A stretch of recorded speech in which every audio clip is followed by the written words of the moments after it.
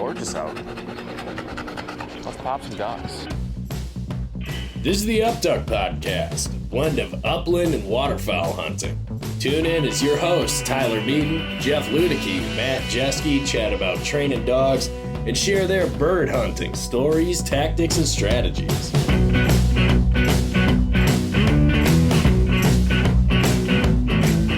We're either gonna shoot like 12 ducks or we're gonna shoot no ducks. Yes. That's what's gonna happen. So this huge front is still coming in, right? Thursday night into Friday, right? Still coming in. So we're banking on birds coming in ahead of that front, right? All day tomorrow is pretty stiff winds and sun. And tonight it's a full moon. I saw a lot of geese flying around tonight, real late. Tomorrow's 20 mile an hour winds out of the northwest and sun. Yeah. Oh, it's a good recipe for an evening hunt. Hopefully. I mean, that's about what it was last time when we were out there, when we had a good night. It was maybe not that windy, but it was decently windy and sunny. And it was the day before front was coming in. So it's almost like the same scenario here. I've had success the day before front comes in, right? Yep. Before all the pressure builds on public land because everybody's hunting when that front comes in. Everybody hunts the front. Yeah, you got to do it the day before. Yeah, that's right. That was when you dragged me out for all those teal that were all around, and the next day, it was like the day before that cold snap, and the next day they were gone. Oh, man, it was crazy. Yeah. Anyway, gentlemen, what's happening tonight? Not much. Me and Matt are twinning here with our Sika stuff. Yep. He's got the heavyweight hoodie on. I got the midweight. Same color. Yep. We're looking good for all you YouTubers out there. Yeah, check us out. That's right. We are. Must be November. We are all wearing brown tonight. I don't know. Don't let your ladies take a peek, though. You know. Oh. We're just some three good-looking fellas sitting here on the podcast. Middle-aged. Tyler got self-conscious and changed his hat. Balding a little bit, you know. Balding. This is true. I am balding. Dad bods. Yeah. All three of us we're in pretty good shape, though. We're in pretty good shape. Yeah, I try occasionally. Yeah. Former fat guy talking, so yes, I try hard. All right. Matt's shaking his head. Why are you shaking your head, Matt? No, it's funny. Is it funny? What? It's true, though. I didn't know you're a former fat guy. You didn't know I was a former fat guy? No. Try. I've seen some photos. Add 45 pounds onto me. That's yep. I think I've seen some photos. Was it in college? Yes. Yeah. I think I saw a couple photos like when you and Jess met or something like that. You definitely were a little heavier then. That was like at 20, 25 pounds. So add another. Okay. Yeah. Oh yeah. All right. Anyway, enough about my former health status here. Let's talk about duck hunting. Pheasant hunting. Right. That's what we do on this thing? This is what we do. That's what we talk about on this podcast, right? Okay. This isn't like a dad fitness podcast? No. Not yet. Not yet. Until we run out of things to say after 100 more episodes. Yeah. Oh, yeah. And this is just an episode with just the three of us. No guests tonight, which has been a change. It's kind of nice. Yeah. I feel really relaxed. I do feel a lot more relaxed. I love our guests. We have some awesome conversations, but it's definitely relaxing when it's just the three of us. Yeah. And we never have any plan of really what to say. It's just we just wing it. It's like three dudes sitting at the bar talking about hunting and life and other random crap. Like, yeah, I used to be very fat, but I'm not drinking beer tonight. I'm just got water. So it's like a virtual, bar where we're drinking water. I got a piece of candy. Ooh, piece of candy. Matt? Fresh off Halloween. No water. No water. Candy. No. Wow. Okay. Anyway, we don't have a guest. We were gonna have one, last minute cancel, which is great. which means we get to talk about hunting updates. Because honestly, I actually don't know all the details of how you guys are doing this season. Things have been just a wee bit chaotic here. Matt, the river. How is the river treating you?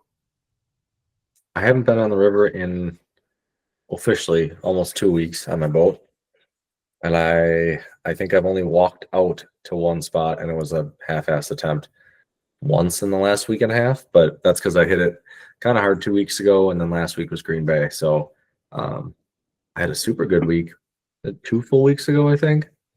And before that was the first time Tommy went out in the boat.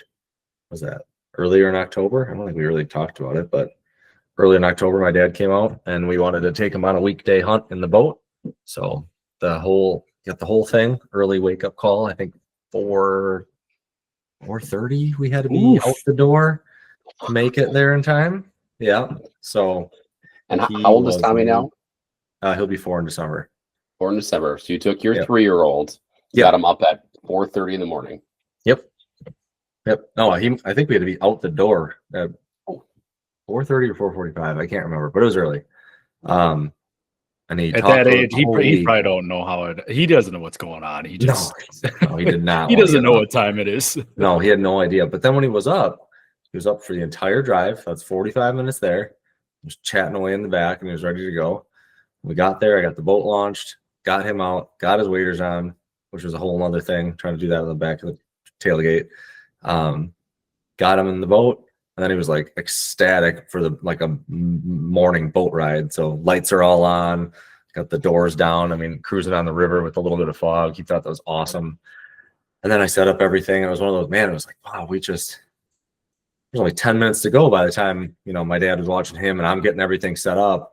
The next thing you know, it's like, we got to load up. It's almost time. And it was earlier in the year where things were just really slow around here. So we ended up with 2 teal, but he loved it. He got, what time did we get that? It was hunting would have been 6:30, 6:45, something maybe. We probably hunted till 8:15, and I think I had to give him my phone to just look at pictures for the last 20 minutes, because it was man, we came this far. We gotta stick it out for a little bit longer. And then he kind of helped pick up decoys or put them away in the bags with my dad. And then I think his 2 favorite parts were probably the boat ride back, because he got to stand on the front seat and hang on to the blind and look out while we were driving. And then he discovered what his waders were actually for, which was puddle jumping in the gravel parking lot while I was putting the boat back on the trailer. So those were probably his 2 realistic favorite things of the morning. But, I'd like to think he enjoyed it, the whole situation. So, yeah. Sounds like a success to me. It was. Yeah. It was a good time. Could use more ducks, but, I couldn't buy a duck earlier in the year, so it's true. I mean, if you've been listening to our migration reports, you and everybody else on the Mississippi. So everybody's looking to buy a duck or 2. Can I buy a fowl? $500, please. Yeah. So I mean, that's awesome. That's that's what we dream of, right? Taking our kids out with us, and you scratched out a couple of ducks, and you made it. Pretty long time, actually. Yeah, well, a lot of snacks. Had a lot of snacks that he picked out. So, did your wife get to sleep in a little bit too? Oh no, because she had to help get him up. Otherwise, it would have been But she got to work. She went to work out, so it was one of those she was going to be at the workout place at 5:15 or whatever. So it kind of worked out maybe a little early, but she got the assist getting him ready for sure, because I wasn't getting him out the door by myself. So. That's awesome. Yeah, that's it was warm then too, right? Oh yeah, it was. Yeah, it was not cold yet. And then when was that? Middle of the month was probably the first cold weather that we had. So I hunted on both ends of that week where we had 35-mile-an-hour winds for 3 days straight. So I hunted both ends of it. Before me and a buddy went out at our walkout spot, surprisingly nobody else was out. It was weird. And we ended with 9 and 2 lost, so almost a 2-man limit essentially, of just a complete mixed bag, which was really, really fun. And then on the end of that, so the day after, when it kind of turned to a south wind, I went out with Maggie and took our boat out, and I was done at 8:15 with a limit. Again, mixed bag of mallards, gadwall, wood ducks, teal, which was fun because I was not sure we were going to do that again this year, as far as like just a solo limit on the boat kind of a thing. So that was a lot of fun. And that's pretty much the last time I took my boat out. The next day, though, I took Tommy out. I had probably 30 minutes tops before work that I could take him out. It was one of those, like, I mean, shooting starts at like 7, so you got to hustle up. Of course, it was a day that I get there, and usually a weekday at this walkout spot, nobody's there, and there was 5 trucks when I showed up. And I was like, what is going on? But it was like some high schoolers or college kids that were all grouped up in one spot. And it was super foggy, which I did not expect. So I was like, this is going to be, I'm going to haul him out here in the cart and drag him out there, and it's going to be horrible because by the time I get there, I'm going to turn around. So I ended up going to the open water on the river, and I had 3 minutes to set my decoys out and load my gun. By the time I carried him through the wetlands and got him to the spot and then dragged my sled out and the whole thing. And lucky for us, we had a teal drop in. I had 2 decoys and a spinner out, and it dived in out of the fog 2 minutes in and had another successful morning hunt. Packed it up and went home. It was about an 18-minute hunt, I think, by the time all things were said and done. But short and sweet. He had his snacks. He loves when the shotgun goes off. So that was fun. And that was a good time, just me, him, and Maggie. And then, the day after that, public land pheasant hunting. My one and only time, other than probably private land with Jeff in a couple days here. But definitely kicked up the most birds we've done on opening by ourselves. We had 4 bird contacts. I think only one was a rooster, and the rooster caught me off guard because it was like 20 yards into when I kicked Maggie into the field. Like, we walked out, on the walking path and then just jumped in, and she was acting super weird. She kind of acted like she knew it was running and like was trying to get up on top of it and was like looking over it. I've never seen her do that. And then it just kind of kicked out in front of us. But yeah, we put up a couple hens and maybe an immature rooster, but it was behind some trees and stuff, and I couldn't see it by the time it popped out. So a lot of successful bird contacts anyway, which was a lot of fun. Usually I don't kick up that much for as far as we walked. So that was good. Yeah, it's good to hear, especially in that area. Yeah, where I just don't see that many, and especially seeing that many hens, which was kind of nice. Yeah. Were you kind of like, what was it, be more east central type area? Is that what you would say you were in Iowa? Yeah. Yeah. Which historically, I mean, isn't very well known for wild populations of pheasants. So that's good to hear that you're seeing birds. Yeah, and that would have been after. So that was the golden hour of the opening Saturday. So it got hunted all morning and everything. And that was still birds that stuck around or were still there. Nice. Which was nice to see. Yeah. Might be worth a late season once everything freezes over. Yeah. I was thinking that first snowfall. Get into some cattails. And Yep. That first snowfall, I'll probably be driving out there as my guess. Yeah. To the same spot and hit the exact same. There's some willow thickets and some deep cuts that, if they're holding birds now, should look pretty good quite a bit later. Mm-hmm. Yeah. Yeah. And the number of hens that you're pushing up to, that bodes well for just future years too, right? Yeah. I mean, that's what we're talking about. That's right. Hey, maybe you find a little spot that, just produces a good number of birds every year that you can drive to pretty quickly, and a couple times a year go shoot a rooster or two. And right. It's fun. It's nice to have that. Nice and close. Yeah. Awesome. And I think my only other hunt would be Green Bay. So I want to hear about that. Yeah, so that was like a random out of the blue, right? So Todd Schaller, right, VP of the Wisconsin Waterfowl Association, was texting me at like 5 a.m. because I'm up very early, always texting. Jeff, I might have sent you a text at like 4:30 this morning. I don't even know what time it was. Sorry about that if your phone buzzed and woke you up. It doesn't wake me up, but yeah, usually when I wake up, I see a text or two from you. So he's like, "Oh yeah, I'm taking Matt out on the boat today." I'm like, "Wait, what? Like, wait, out of the blue? How quickly did this? How quickly did this come? Like, give us the backstory on the whole situation here. What was your goal going up there? Give us some details, Matt." Yeah, I think earlier in October I had mentioned something about joking that maybe we know somebody who'd try to get me on a redhead or something in state. Or some of the divers that I haven't had opportunities for. And he texted me probably after you released the podcast and was like, "Hey, what are you doing the last week of October? That's usually when redheads start showing up." And I was like, "Well, I'm free if that's what you're asking." So I texted him a couple times throughout the month, and then just kind of checked in, see if that last week was going to work. And there'd been a push of divers up there, but it's been kind of slower. Up until I think this last weekend, it looked like. And he was like, "Yeah, have you and your dad come up. We'll go." So he was doing a raffle auction hunt that he had, I think, on Monday. I was going to come up on Tuesday, and he was going to take somebody else on Wednesday too, but the winds started to kind of pick up throughout the week. So I was like, "Yep, Tuesday sounds good." So my dad and I drove up to Green Bay area on Monday night, and then we were only 20 minutes from the boat launch on Tuesday, which was very convenient.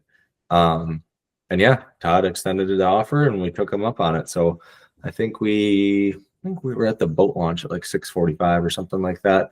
A little bit later start, and we get out on the water. You can kind of look where maybe the rafts of divers are flying around. And we went a little bit south of the boat launch we put out at, and saw a decent amount of birds flying. And there was actually some people at a public walkout spot that were shooting, along the shore over there. And it looked like a decent spot. So he set out his layout boat, kind of helped them get all of his diver lines out and everything, the spinner. And I took the first seat in the layout boat. I'd say it's probably less than 10 mile an hour wind when we started. It wasn't calm, but it wasn't windy. So I went first because it was already getting light and you could kind of see everything. And having done layout boat hunting, I had a pretty good idea of what to do, right? So you always want to be sitting up and looking, but that gives you away. It's no different than a goose layout blind, except for you don't have doors, right? You always want to be super low to the water and you don't want to stand out. So right away, I actually had, I think it was a flock that like came over my the corner of the decoys, which probably would have been like kind of the far end of shooting. And I pulled up and the layout boat was facing this way and a wave caught it and then it jumped this way. So I did not even get a shot at my first flock that came over of bluebills. So I was like, dang.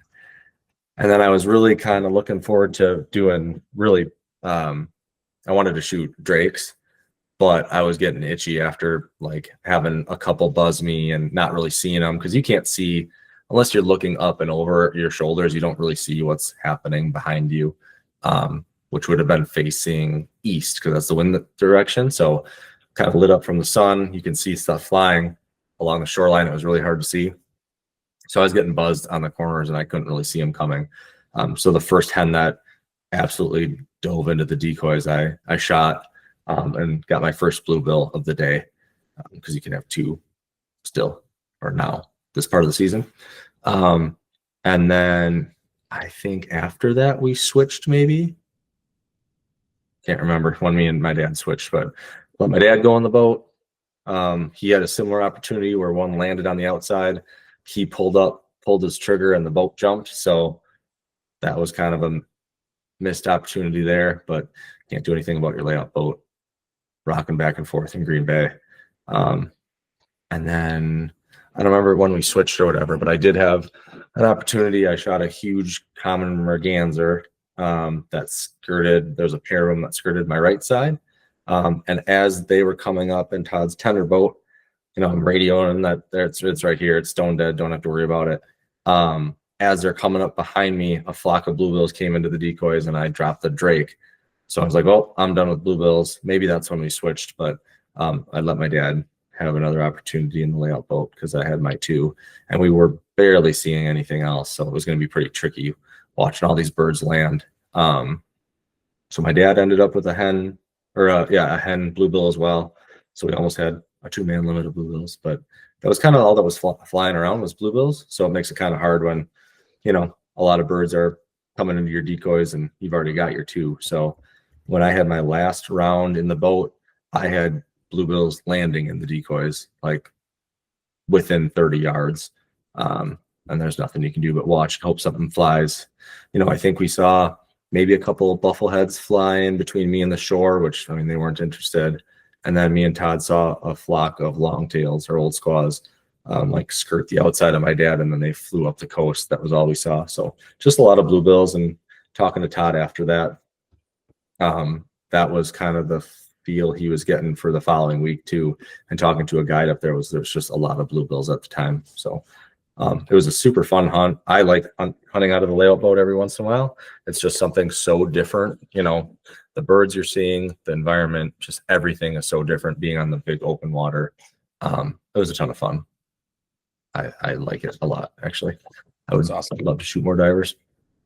So question for you. Yeah.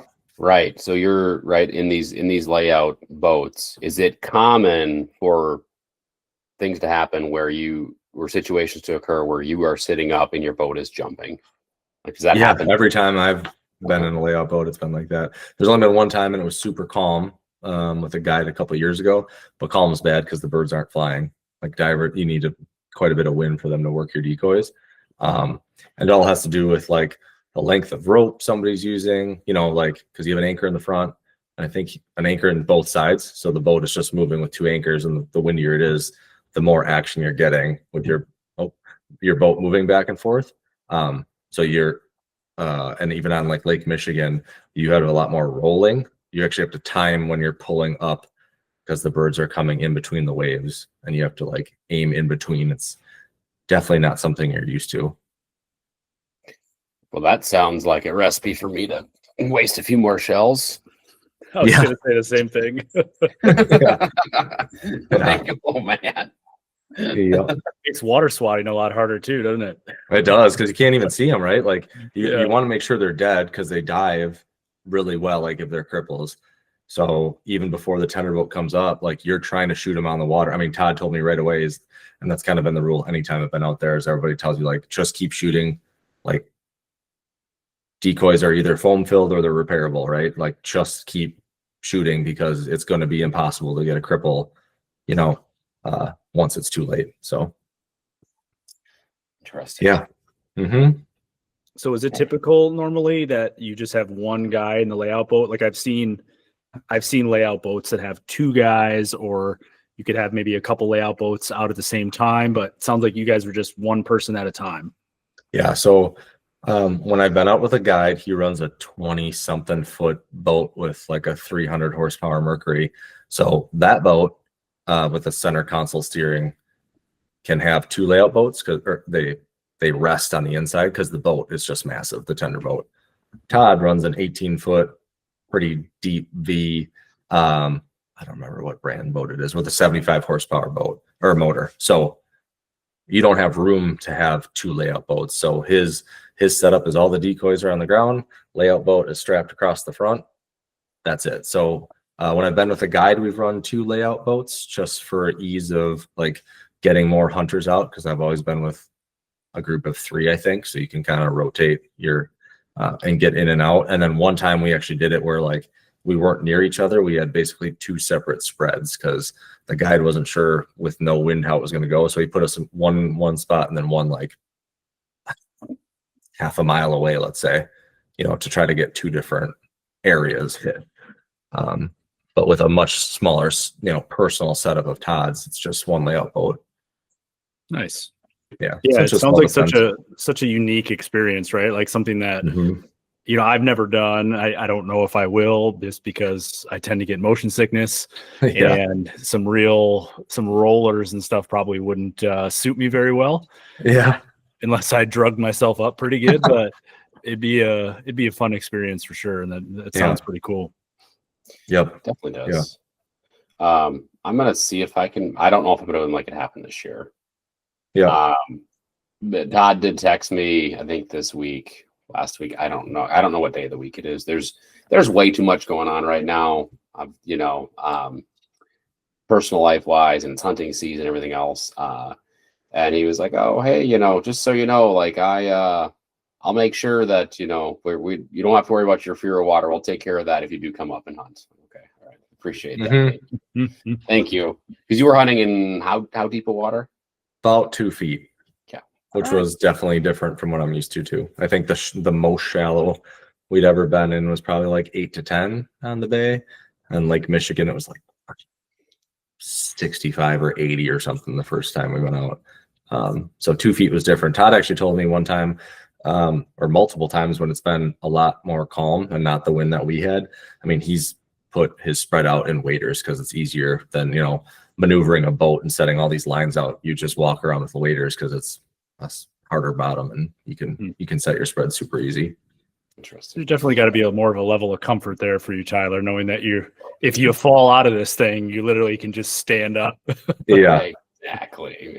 Yeah. Also, I mean, the water level on the bay is really low right now too. it's super low, like a foot to a foot and a half lower than because the boat launch Todd went out the day before. He actually had trouble getting out, which is why we didn't go out of it. With an east wind, you're fighting to get out. It actually made it super hard for him to get out with his boat. Like trimmed up, the whole thing made it a challenge. So 2 feet of water, man. I'm thinking if I get sick, I could just stand up next to the layout boat and just stand there with my shotgun. yeah, Get my feet on the ground, yeah. That wouldn't be too bad. Yeah, Mhm. I mean, it's right. I mean, even if the water's normal, that's like 3 feet of water. Okay, all right, that's okay. All right, I've hunted in 3 feet of water before, right? Standing there in my waders, like it's all right. Okay, all right. Okay. Well, Yeah, I mean, it was a good time. Yeah, no, it sounds like it, and it's been slow in the Mississippi, but you've scratched out a couple real nice hunts, made some awesome memories with Tommy, and checked another species off your list. Yeah, so the weather coming up gonna get really cold Sunday night. So hoping Monday, Tuesday when I go out, maybe some things will have pushed through and sitting around. I'm gonna say the answer to that is yes. I'm certainly hoping so. I think so. I think this is the one. I think that we're gonna start. I think we're gonna get it because I think it's also gonna be colder in Canada too, right? So It's supposed to be there's our keys. Yeah, that'll be good with I think that north winds for the next couple of days. We're out of the northwest a couple of days here. So hopefully picks up, but I don't need it to freeze anytime soon. I can last a couple more weeks. Correct. We don't want it to freeze. Yeah. But, it's gotta go like 3.5 more weeks ish. It'd be good. Yes. Okay. All right. Yeah. Jeffrey. Is it my turn? Oh, it's sure. your turn. I don't have any hunting stories to tell. No. No, I don't. I don't know what I'm going to talk about. I've hunted unsuccessfully. There's my story. All right. Well, you're out. You're getting out there trying. I'm gonna try hard. Can I say? Yep. Well, maybe we'll turn that around tomorrow.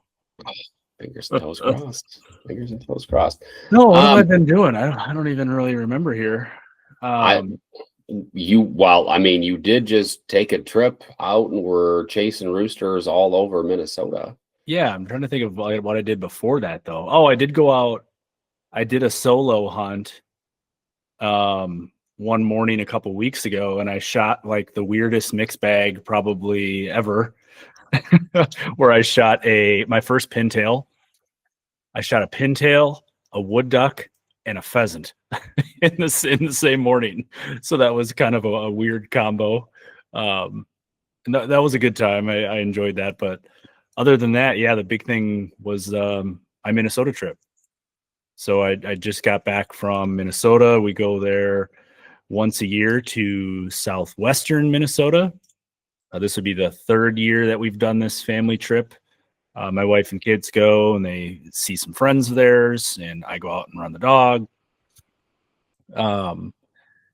It's usually kind of tough. I mean, I was telling you guys too, like I'm solo hunting.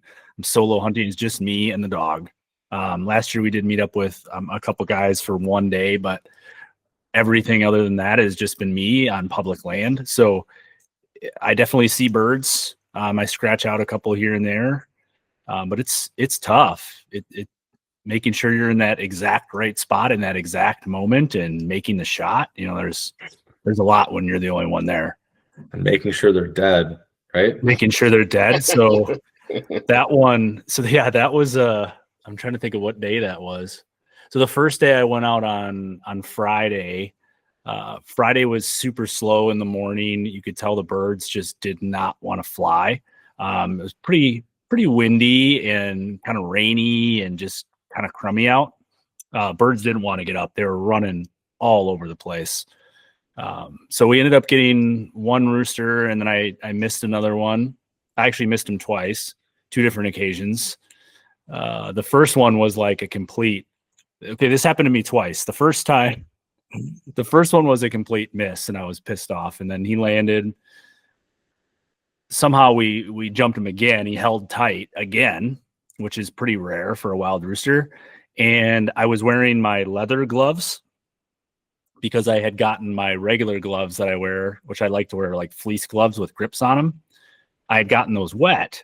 So I switched to my leather gloves, which were dry. And for whatever reason, these gloves, I always slip on the safety. I don't know what it is, but my thumb always slips off of the tang safety. So that happened, and I missed that bird. And so that was the end of day one. I'm going to be like the okayest uplander. I feel like that should be my newest thing here recently. It's not you are making all the things that happen to you are things that like happen to me, Jeff. It's a little frightening. And it's like, Jeff, I've been hanging out with you too much is probably the problem. That's part of the problem, actually. This used to never happen to me. So yeah, that day 2, I posted that video, and that was the wildest thing. So we got into this corner that I've seen birds in before. It's like this pinch point between 2 cornfields, and we ran this thing all the way to the very end. And Josie went on point. Big rooster got up, perfect, came right across me perfectly. I pulled up, I shot. The thing did like 2 flips in the air. You can see it on the video. Big puff of feathers, right? Just smokes the ground. Josie takes off after it, right? I figured she would just, go get it. Okay. Another rooster got up. So I took my eye off of it and looked at this other rooster, which was an immature rooster. Didn't shoot. As soon as I turned my head back, the one that I dropped took off and flew away. I've seen them run before, get hit like that and run. Like, that's very typical. Like, you think you just destroyed this bird and you get up there and the bird's nowhere to be found. Like, that's very typical for pheasants. I don't know if I've seen one actually fly off like this one did. I mean, Josie tackled it on the ground, and then it somehow escaped and flew off after I destroyed it on the first shot. So yeah, that one left me speechless. But it's just really a testament to like how freaking tough those roosters, these wild roosters are. It's unbelievable. The video, the first time I watched it, I was just kind of like, I watched it. I was like, oh man, I thought bird dead, not a problem. I thought your frustration was the second bird that you like, it caught you off guard because you weren't looking. It's hard to tell in the video not being there. And you're like, could I had a chance at a double. And then about the 4th time I watched it, after we were all texting, I was like, oh no, there's Josie running after it, like through the plowed field. Clearly it's gone, like not dead at all. And then, I watched it like a bunch more times. I'm like, I can't tell if you just like flip that bird, like hit its wing and it like, but then how does it fly away? I can't make heads or tails of how that would possibly happen. And if you slow it down, it literally like folded and did 2 front flips and then smoked the ground. And it somehow, and then the dog tackles it. It was one of those where like, Josie was running so fast at it and they try to grab it and they actually overrun the bird. Oh yeah. And then the bird somehow got up. I don't know if it somehow revived itself once Josie tackled it and it got a second breath of wind. I don't know, but holy cow, that was a first for me, seeing them fly off after a hit like that. But In the words, the famous words uttered by Jeff Ludicky. Oh, come on! Yeah. Yeah. Come on. Did you turn the camera off and then utter a few curse words after that? No. But I do have another video that I haven't posted yet where I did utter some curse words because that same day I ended up getting a rooster later on in the day. Okay. I ended up getting a rooster, and here's another okayest Uplander moment. After I got that rooster the second day here, and we're talking about, I decided to take my waterfowl gun out. Okay. My semi-automatic, just for shits. I was like, okay, whatever. I'm just going to try it. I had both guns along, so I decided to carry that for a little while. Big rooster gets up, comes right across. I tried to turn off the tang safety, and that gun is a trigger safety. And I dropped an F-bomb very loudly, as you can see me like fumbling with the gun on the video. Bird way off in the distance. I fire 3 shots at it and then dropped another F-bomb with the word safety after it. And yeah, that was about it. So yeah, I had 2 different occasions of safety issues this weekend. So you ended what 3 and 2.5 days? 2? Yeah. So 3 and 2.5. Well, yeah. So I got 1 each day, but Yeah. the second day I only hunted for an hour. The third day I only hunted for an hour. So you take away 2 safety birds and 1 that flew away. I mean, that would have been. Oh yeah, I would have been your limit each day, essentially, right? I would have had 2. 5, right? I would have had basically 5. Yeah. I did shoot a green wing teal too. That's right. Saw a lot of ducks, and they were just taunting me as I was walking through the upland fields and these little WPAs, and ended up taking out a green wing teal. Josie actually retrieved it in the water after me having to yell back about 20 times for her to actually go in there and grab it. But that was kind of fun. The V-slug.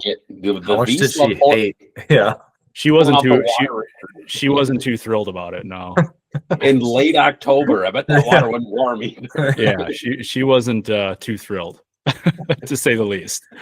But she brought it to the shore, dropped it on the shore. Hey, so that's all I needed. Swimming, right? Yeah. And then she went off pheasant hunting again. Yeah. But I was able to not get my boots wet, so that was a bonus. There you go. I had my waders in the truck, and that was my next move. Was okay, I'm not too far from the truck. I'll go get the waders and go out and get this thing. But luckily, I didn't have to do that. So yeah. So she's actually been casting really well, which is interesting. It's like every year she gets. We don't work on it a lot, but I do it enough now that she'll take casts. But she's not going to do like what do they call those, like quarterbacks? What do they call that, Tyler? Where it's like anglebacks, not quarterback, anglebacks. She won't do that, but she'll go left, right, and back. Like she knows those pretty well. So, hey, it works. Mm-hmm. That's good. So, you saw my dogs cast. They probably don't know what an angleback is right now, anyway. So, I like to make it work. Then you just go back and then straight over. It's all right. It works. You'll get there eventually. Right. Not running. Yeah. I mean, you told us via text that you were seeing so many ducks that I was like, can I take like a public land DIY trip out there? And the answer to that is definitely yes. So, I mean, there was a lot of ducks. The last 3 years that I've went there, I've always seen ducks. Yeah, I think you could for sure. It'd be all walk-ins. Like a lot of these WPAs, they all have just little potholes everywhere. You don't see a lot of hunters. I don't think they're very pressured. So if you time it right, yeah, I think it'd be a great spot. Might be a little sleeper state, if you will. I mean, you're so close. You're so close to South Dakota. Am I about like an hour from South Dakota? Oh, you're way west then. Yeah. Okay. Yeah. So yeah, not far. Okay. Got me thinking. Yeah, it was a good trip overall. We saw a lot of birds. Yeah, there was quite a few opportunities that I wasn't able to pull the trigger, but saw a decent amount of roosters and a lot of hens, and yeah, it was fun. Good dog work. A lot of bird contacts. A lot of bird contacts. Yep. Josie's like the queen of finding hens. You know, you guys saw that when we went to Iowa a few times. Like every one of us, she'll have the perfect point. You know, I'm just praying, like, please be a rooster. Please be a rooster. No, man. So we get a lot of that, but that's all right. Roosters are tricky, though. They're real tricky. I mean, sometimes you shoot them and they just don't die. So that happens. That will happen. Not like these pen birds around here. It doesn't take much. Wow. You have to put pellets in them if you want them to die. Let me tell you, I'm speaking from experience here. So. That's true. That's true. Yeah. You're not going to see one do what happened to me this weekend, though, on a pen bird. No. That's not going to happen. No, absolutely not. But no, they're going to die. Yeah, and then me and Matt will be when this podcast launches, it'll be that following weekend, right? Yeah. What are the weeks? So.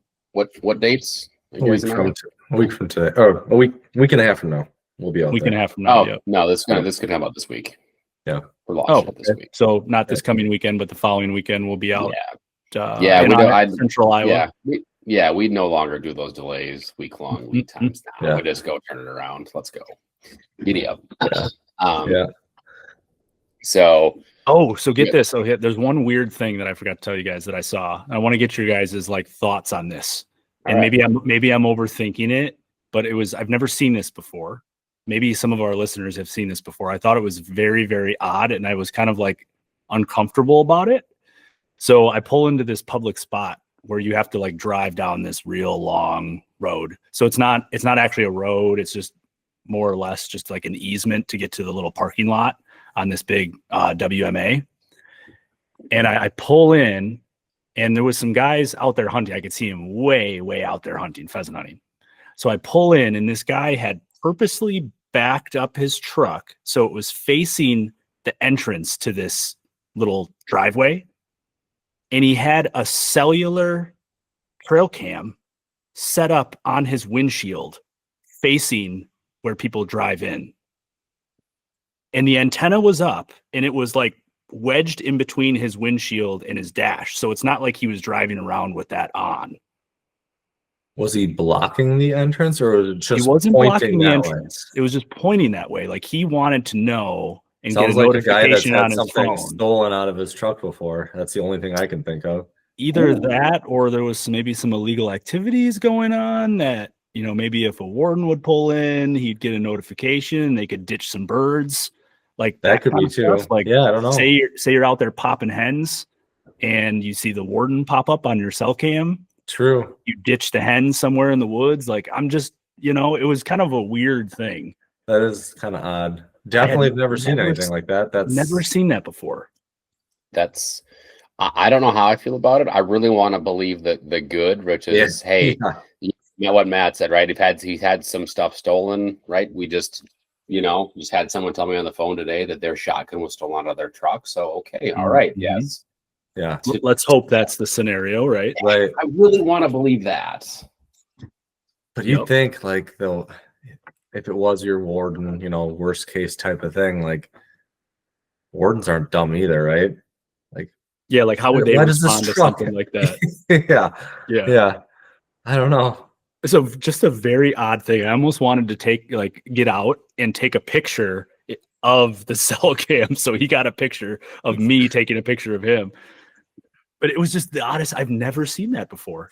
So I don't know. It's strange. Yeah. That is odd. That is. And I hope I didn't just give people an idea on how to do illegal activities, because that was not my intention here. But it seemed like there was some shiesty stuff going on. Yeah. That's weird. True. Yeah. If we have people that want to do illegal activities, I don't think we want them to be listening to this podcast. So that's fine. That's very true. Yeah. So yeah, that was my weird encounter of the trip. Yeah. So weird. Yeah, it's very strange. All right. Sorry I derailed us there. Where were you going with it, Tyler? I don't know. What was I talking about? What were we talking about? I don't know, but you haven't. What's killed at least one pheasant since the last time we talked. I don't know. You've at least killed one thing, Tyler. That's true. You had a duck hunt that you guys lost access to after that one, if I recall. I'm trying to think of what else you've I've had some really interesting stuff happen this year. Yeah. So, been out with a buddy, and had, a neighbor come and say, "Oh yeah, you can no longer hunt this." Not his place, but he's like, "I'm watching it for the neighbor," and turns out that was total, crapola. So that happened, and then I was hunting with him again on another private spot, and it's a large farm, right? So there's the dad and the two sons, and my friend had gotten permission from the two sons, and then the dad pulls in and is like, "We lease this out for deer hunting. You can't hunt it anymore." He's like, "Oh, I got permission on it." He's like, "From who?" And he's like, "So and so." It just, yeah. No longer will we be ever going back to that spot to hunt anymore, because now it's a deer hunting spot. So that all happened. I did go out pheasant hunting a couple of times, right? After the season opened, not opening weekend. And I went out one morning, and it was a great morning, really interesting morning, right? I couldn't believe it was like the Tuesday after opener. The amount of pheasant hunters on public land in southeastern Wisconsin blew me away. It blew me away. There were people in every single field. Okay, just go for a walk with my dogs, right? And I walked like way back, basically as far as I could walk in this spot before it was just wet all over, right? I would need waders to keep going, and birds are not going to be in that. They're not going to be pushed back any further than that anyway. So turn around and come back, and there's a small piece across the road, and I walking through there, and we're getting close to being done. I'm like 100 yards from the truck, and it's a big, thick, it's not a willow thicket, but there's like a big, thick clump right in the middle here. I think, what did Dave call that? A cock patch, right? Yeah. I talked to him recently, actually. So, okay. So you found a cock patch? Found a cock patch, and I'm like, I'm going to go to the right side of it. I go to the right side of it, dogs disappear inside, and right? Pheasant pops out the other side, of course. And he comes out low, so I got to wait for him to get out. And then he hits a 30-mile-per-hour wind and is like, jet rocket. And so I let 3 shots fly, and, we didn't touch him. He only flew like 200 yards, though. I was like, we're going to run that bird down with these dogs here. So we go up there, dogs get birdie, Matt gets birdie, dogs get birdie, Matt gets really birdie, right? And before we even get to where the bird is, right, I'm watching the dogs. He like pops up 20 yards in front of the dogs, and I pull up on the same bird that I missed, and as I'm about to pull the trigger, another rooster pops up like close to where he was. I shoot, I miss, I pull off of that bird, come back to the second bird, because he is like floating in the wind. I'm like, oh, I just smoked him, just piled him up, and came back and then fired my third round at that other bird who I went 0 for 5 on. So yeah, that was 6 shells, 1 bird in the bag. It was a successful hunt. So you shot at the one on the right, went to the one on the left, left, and then right, went to the one on the right Yeah, again. yeah, I did. It doesn't make any sense, but I was like, how do you process that? Like, while you're shooting, you're literally swinging back and forth. I probably took my eye off the bird on the first shot, because that other bird like popped up and was like, he was like going into the wind, so he was like not going anywhere. I mean, it was a slam dunk kind of shot. It was kind of weird though to go right, left, right. I will say that was strange. Go back to the other one after you got shot. So yeah, I probably would have just missed 3 times at the other bird. This is probably all in the course of 0.2 seconds, like Tyler shoots. So it's true. Yeah, true. So I walk back to the truck, right, and then I have a truck pull up behind me, and I'm like, oh, I bet this is one of our very friendly state game wardens, and sure enough, it was. So I had like a 15-minute conversation with him, got his cell phone number. So, which was great. I actually wanted to have a warden cell phone number in my phone so that I could reach out to him if I had questions. For me, like it's more of like land access questions about some of the stuff and what you can and can't hunt, or where like some of the stuff that's close to city limits and things like that. So I have his number in my cell phone.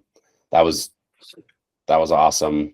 He's on the board for the WWA, I believe, or on one of the boards. He works with the WWA, Wisconsin Waterfowl Association, which is cool to talk about too. Yeah. I probably could have kept talking to him, but then I was like, man, if I end this conversation now, I can probably sneak in like another 30-minute walk here. So it's like, yeah, is there anything else you need, sir? And he's like, oh no, we're just making conversation. I'm like, oh, I'm not trying to like get out of anything. I'm just, trying to end the conversation because I want to go on somewhere. So that, I mean, I did walk 30 more minutes in that hunt. We pushed birds, I mean, along the ditch, along the road, which just scares the crapola out of me, but that's where they are. And it's real deep set ditch on this the other piece. And we just never could catch up to him. And then he, just moseys on across the road on a private, and that was that. So that was one pheasant hunt. I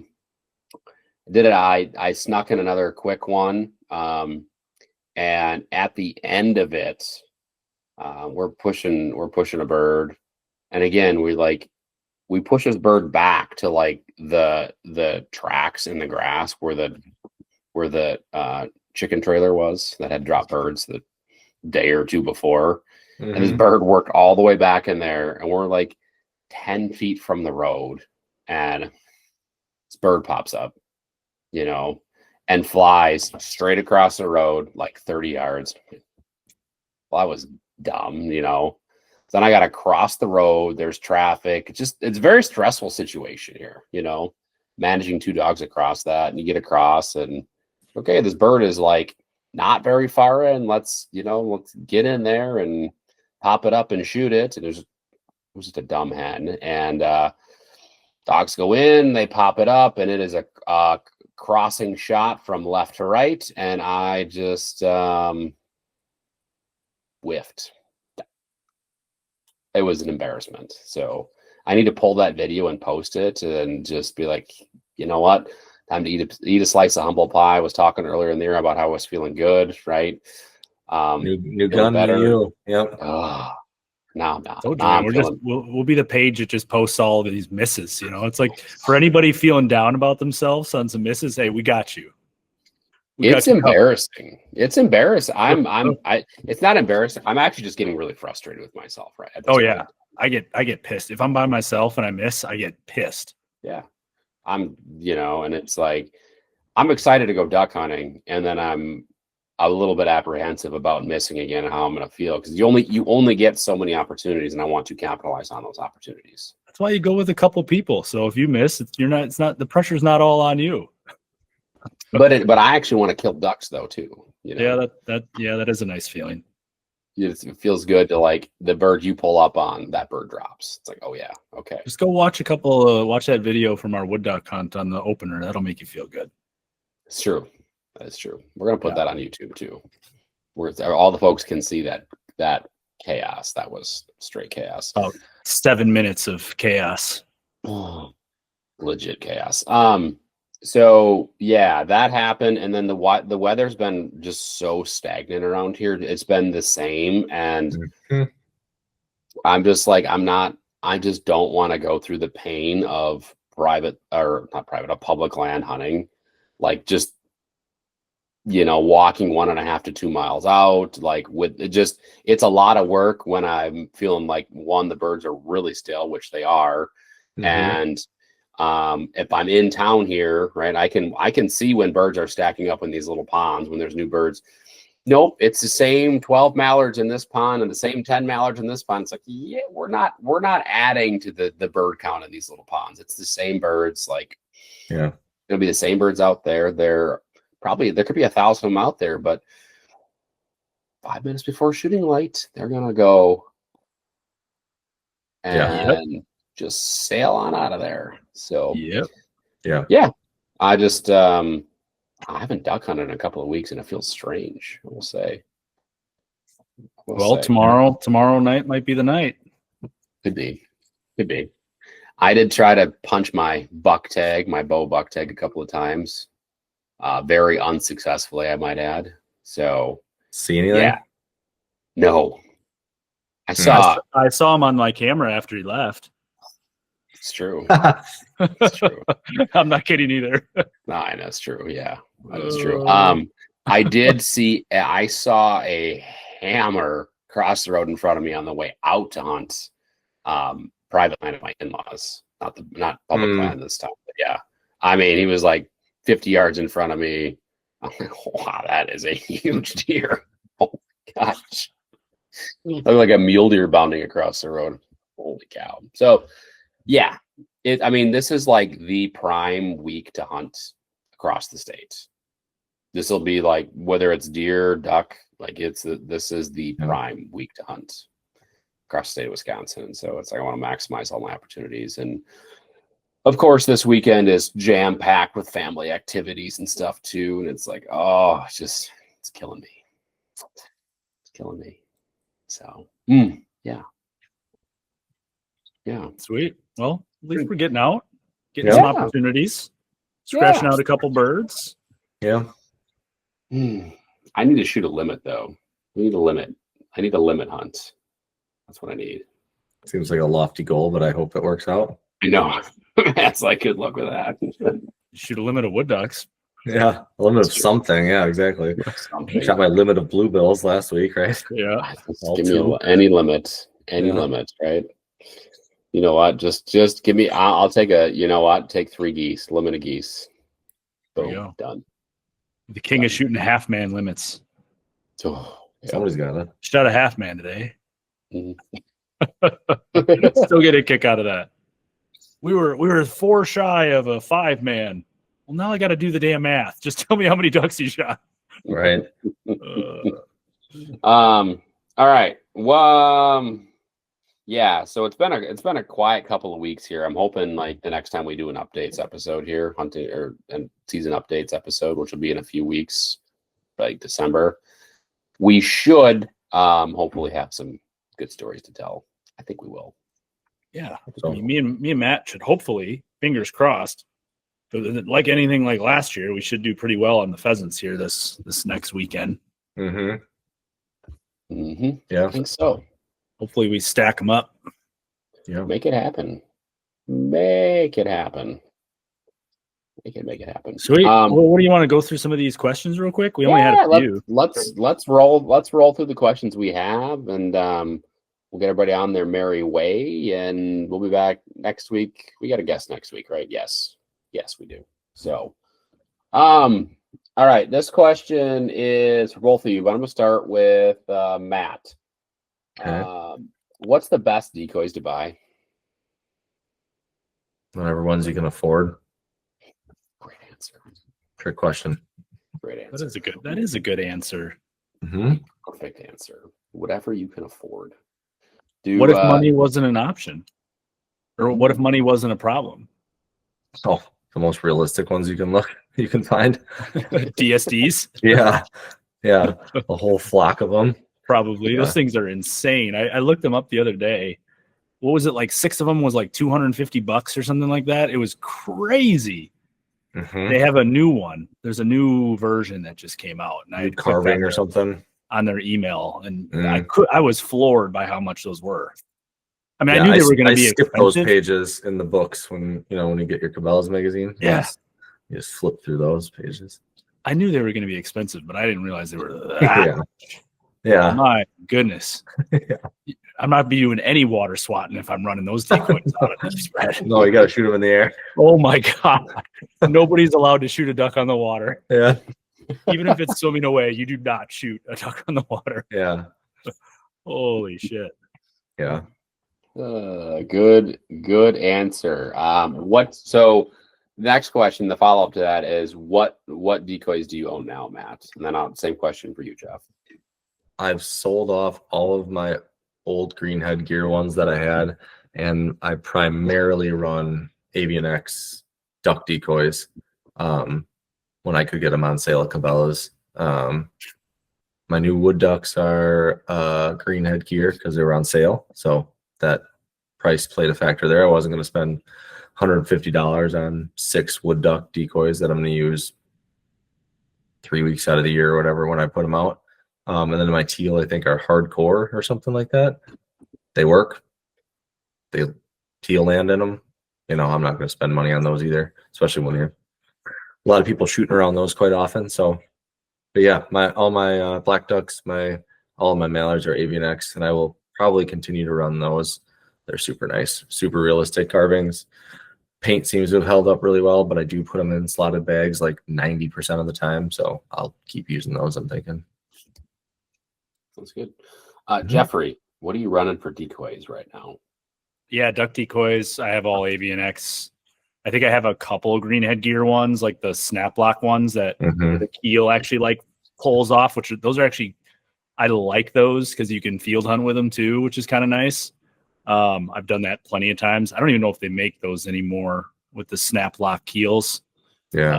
I don't know why, but everything else is Avian X. I like that they offer the early season paint schemes, especially with the teal.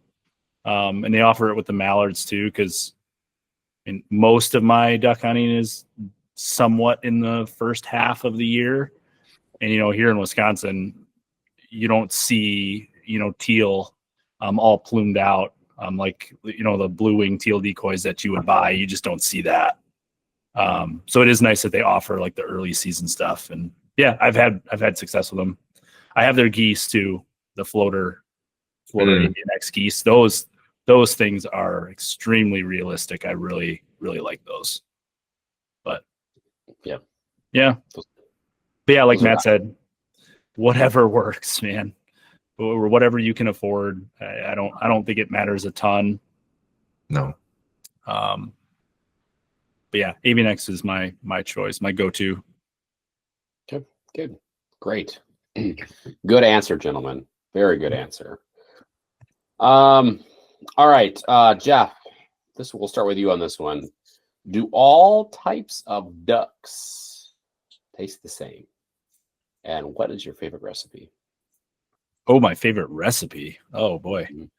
Do all types of ducks taste the same? No. I think you can make them all taste the same if you prepare them in certain ways. Like if you put some heavy marinade or wrap them in bacon, then the answer is yes. But if you're just, salt and pepper and throwing them on a frying pan, you can taste the difference, especially with the puddle ducks versus the divers. And I think a lot of people understand that, right? The divers have a completely different diet than the puddle ducks do. So obviously I think you get more of that like gamey taste out of the divers. I haven't eaten a ton of divers, to be honest with you. But the few I have, they do seem to be a little bit more gamey, a little bit more like greasy and oily, I would say. As far as my favorite recipe, I don't know. I've been playing around with a lot of different stuff. Like I wouldn't say duck is my favorite game to eat. I do enjoy it. But if we're talking like just throw something on the grill or a frying pan, like I definitely prefer like grouse or pheasant. But for ducks, I've tried that Worcestershire sauce or orange juice. That was very good. I've tried, Matt, I know that one time you made the brandy and the teriyaki sauce wrapped in, like that was very good. I've tried like your typical Italian dressing. That always is kind of a real simple, a quick one. If you're in a pinch and don't really feel like putting anything together, you can literally just squirt some Italian dressing, salad dressing in a bag and let it sit. Yeah, a little bit of everything. So was that good? That was good. That was great. Yeah, that's great. Matt, what is your favorite recipe for cooking ducks? And what's your favorite type of duck to eat? I mean, mallards, probably. You get the most bang for your buck. Which one tastes the best? So I don't, like Jeff was saying, the way I prepare them, there's no difference. That's all heavily marinated. I'm not just throwing them on the grill or on a frying pan. The only time I did that frying pan was last year with the canvasback, where I left the fat on when I breasted it out. That was different. And I would only do that for certain ones like canvasbacks or something. But yeah, everything's heavily marinated. And honestly, I've cooked that stir fry. I actually just made it on Sunday again. Anything from puddlers to divers to, I think those long tails that I had from Lake Michigan on it, and you couldn't tell the difference. It all looked the same steak look, tasted like, red meat. It tastes the same in that stir fry. So seems to be a pretty solid recipe. I'd probably marinated it a little bit longer when it was a, sea duck. But you couldn't tell the difference with that recipe. So yeah. Good. Yeah. Good. All right. Next question, gentlemen. Or actually, no, what was the second thing? It was the crazy stories. We asked people, and they will just talk about these crazy stories from this season. So before we read these ones quick and we get our reactions, I will say that the crazy story, so that pheasant and I did where I shot a pheasant, then I got stopped by the game warden, right? Chatted with him, drove to a different spot, walked for a little bit. Then as I'm packing up, I had a police officer pull into the parking lot and start talking to me too. I was like, wow, what a day. They were after you, man. They were out to get you. Turns out the officer was a fellow pheasant hunter and was just checking in to see how things were going, and told me about his last season. And I was like, give him a few. He had a rough last season. Was he flexing his badge to get some info out of you, Tyler? No, he wasn't flexing his badge. No. I'm gonna pull this guy over and ask him how many birds he saw in the field. Yeah, no, what he told me is he didn't hunt. He hunted not where I was at all. He was like, yeah, I hunted this other spot a whole bunch, and it was just not a good year last year. And, well, they gave him a few tips and tricks and just things to look for, and just such as, hey, the state of Wisconsin, they publish the number of birds they're going to release and how many are going on the specific property. So it's like, take a look at that and figure out if you want to change where you're going a little bit. So that was my craziest story so far for me. This is so two of them. One is from our friend Justin, Mr. Full Color Waterfowl. He said he had a family of otters attack his floating mojo. That's wild. My question is, did they actually damage the mojo or not? That is a great question. And did he take a video? That is also a great question. We should follow up with him on that. We should, yeah. We should totally follow up with them. I think just screenshot that right there. We'll send that to him as soon as we hit the stop recording button here. The other one, this one is I find this one disturbing and crazy, but Dave Evil said, I had two guys jump shoot my decoys opening morning. Luckily, no one was hurt. I can't say I'm not surprised. Yeah. Not even especially on like opening morning, right? I mean, that's crossed my mind that somebody could potentially do that to my decoys. Mm-hmm. I mean, you hear it with turkeys all the time. Right. That's why a lot of states don't allow electronic turkey decoys and things like that. Like, I think that's kind of partially for that reason, but yeah, it's crazy. And I mean, I suppose if you're jump shooting, you're on like a little river system and you kind of like come around a corner, and you kind of peek your head around and you see some ducks on the water. Especially if you don't have like a spinner or anything out. Like, yeah, that's all I could think. Because if you came around a corner and there's a spinner, you're like, well, that's not a duck. Right. I mean, obviously people know your damn target, but I guess I'm not shocked that could happen. But yeah, thankfully, like he said, nobody was. I think the fact that he put opening day in there pretty much sums up all you got to know. Yeah. About that. They got some realistic decoys out there.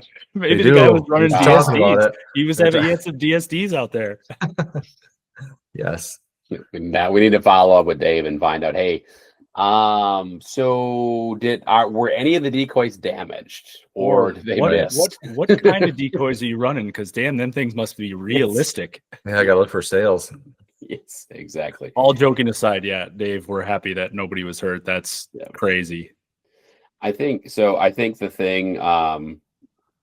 So I have there's a hot button thing on social media where people post and say, "Hey, can you help me identify this bird?" Right? And if someone does that, you will get 50 comments minimum, and at least half of them will be, you should know you should be able to ID the bird before you pull the trigger, which I don't think that's fair for people who are new, and I don't think the people commenting could ID every single duck that's flying in the air in their first few seasons of duck hunting. No way. I just don't think even right now. Yes. Like even right now, like you can't tell me that every duck that comes into your decoy spread, you know exactly what that is before you pull the trigger. Like, especially if you don't have a bird in the bag yet, and it's regular season, like it's a duck. Yeah. And if you don't have any ducks, like you're pulling the trigger on that thing, right? Yeah. Like, come on. Yes. Yeah. And the other thing too is if you look at those comments and you see people who are actually experienced duck hunters, like, well, you'll see like a split of what they think it is. Right. It's like you'll see it's always an immature something. Immature or a eclipse something. Yeah. It's always and it right. Yeah. So but in this case, this actually applies, right? You need to be able to identify that it's a real duck, a real flippin' duck before you pull the trigger. Yes. And it's one thing, like if you shot three mallards or you shot 2 hens already, like you shot 3 wood ducks, like, yes, you need to be 100% positive on what you're shooting, but you can't tell me all these guys with no ducks in the bag are identifying every single duck that comes in on a foggy day, first light. Like, come on, guys. Yes. Let's be realistic. Yes. I just think like as a community, we could just be much nicer to each other. There's enough dillweeds out there who, put everybody in uncomfortable situations, like jump shooting decoys, setting up within 50 yards of where you're set up on public land, whatever it is. Right.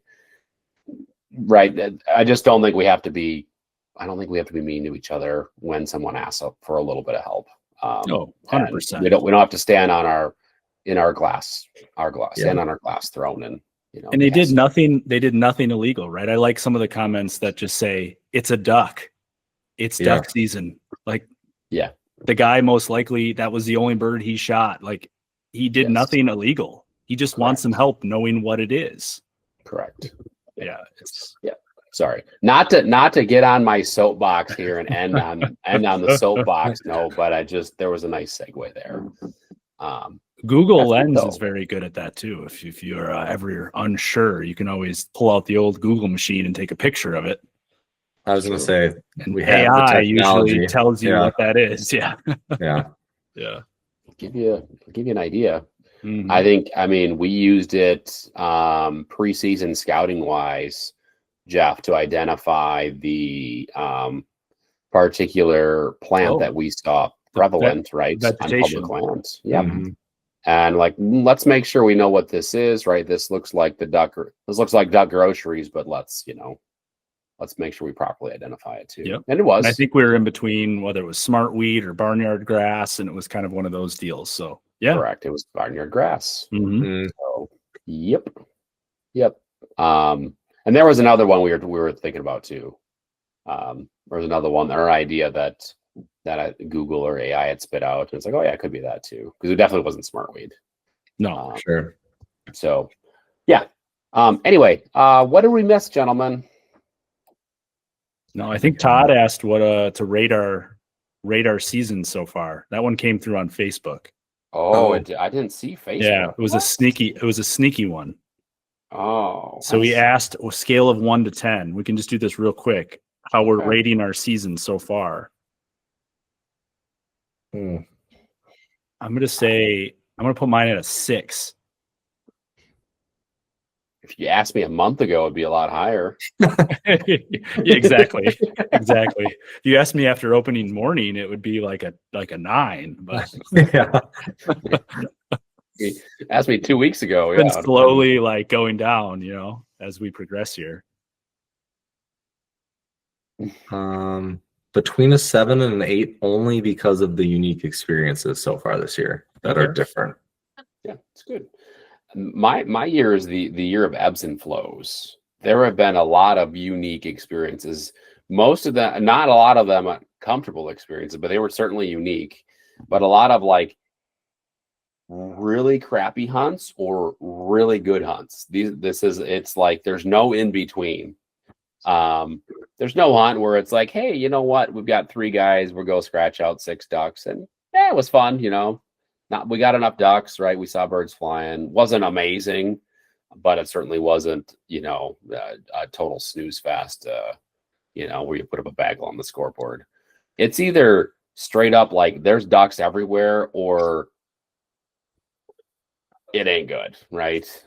You wish you were in like a tree stand strapped in so you could take a nap instead of standing in waist deep water kind of thing. So yeah, I would say right now I'm at like a 5.5. It's 5.5. Some of that is my own doing though too. If I was shooting at a higher clip, right, I'd feel better about myself and probably like, yeah, let's go with a 6.5.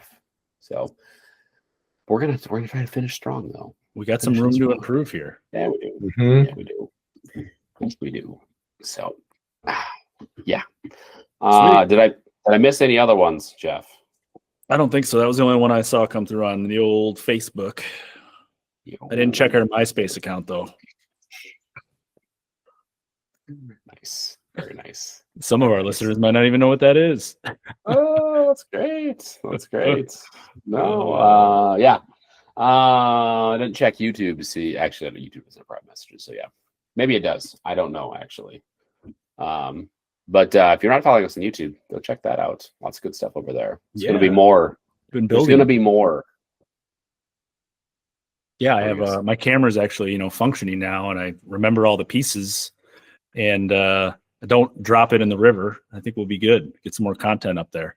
Oh, we're getting more content. It's me dropping F-bombs, fumbling my safety, trying to